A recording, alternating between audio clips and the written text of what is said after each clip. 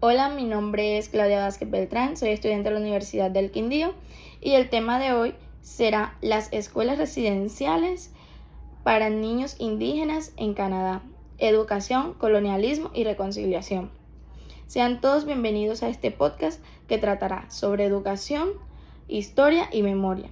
Hoy hablaremos de un capítulo doloroso pero necesario para entender cómo la educación ha sido usada tanto para liberar como para oprimir.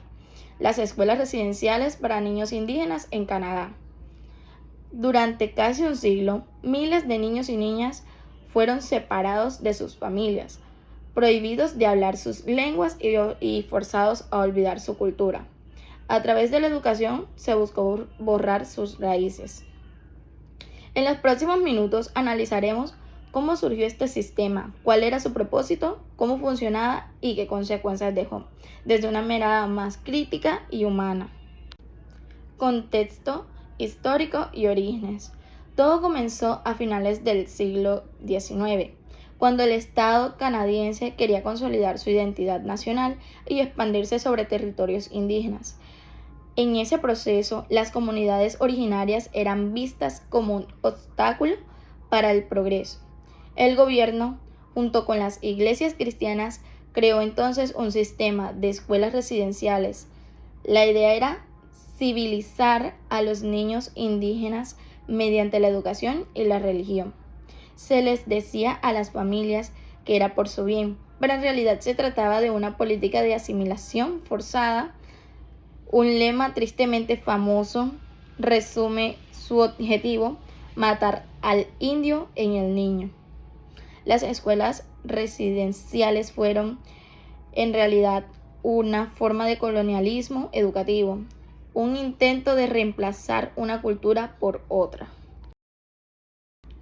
Su estructura y funcionamiento de las escuelas residenciales pues funcionaban como internados. Los niños vivían allí durante meses o años, alejados de sus padres y comunidades. Eran financiadas por el gobierno canadiense, pero administradas por órdenes religiosas, lo que generó una alianza entre el Estado y la Iglesia.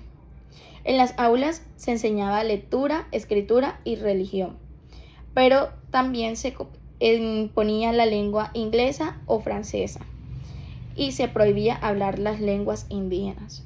Además, los estudiantes trabajaban largas jornadas agrícolas o domésticas. Las condiciones eran precarias, hambre, enfermedades y castigos físicos. Muchos niños murieron en esas escuelas y miles jamás regresaron a sus hogares. Ideología, racismo y educación. La educación en estas escuelas no buscaba formar ciudadanos libres, sino sujetos obedientes. Aquí podemos recordar lo que decía Paulo Freire, un pedagogo brasileño. Cuando la educación se usa para imponer ideas y negar las palabras del otro, se convierte en un acto de dominación. En las escuelas residenciales, la enseñanza era autoritaria, sin diálogo. Se transmitía la idea de que la cultura indígena era atrasada y debía ser reemplazada. Así, la educación se transformó en una herramienta de poder, un instrumento de colonialismo que sirvió para justificar el racismo y perpetuar la desigualdad. Consecuencias y herencias. Las consecuencias fueron devastadoras. Miles de familias quedaron fragmentadas, se perdió gran parte de las lenguas indígenas y muchas personas crecieron sin conexión con su identidad cultural. Los sobrevivientes cargaron con traumas físicos, emocionales y espirituales. Algunos experimentaron abusos y violencia dentro de los internados. Estos daños no se terminaron con el cierre de las escuelas, se transmitieron de generación en generación, afectando la salud, la educación, la cohesión social de las comunidades indígenas. Por eso se habla de trauma intergeneracional. Reconocimiento y reconciliación. En 2008, el gobierno canadiense creó una comisión de la verdad y la reconciliación. Esta comisión recogió miles de testimonios de sobrevivientes y publicó un informe histórico en 2015. en el que se reconocieron los abusos y se propusieron 94 acciones para reparar el daño.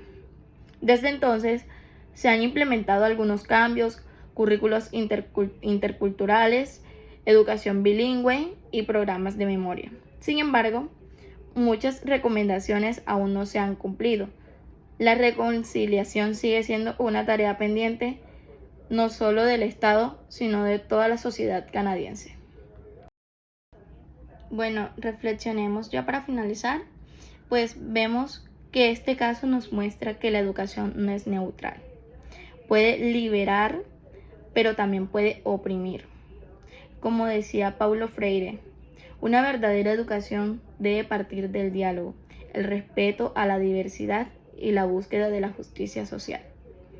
Hoy, las voces de los pueblos indígenas siguen recordando que la educación debe servir para sanar, no solo para borrar.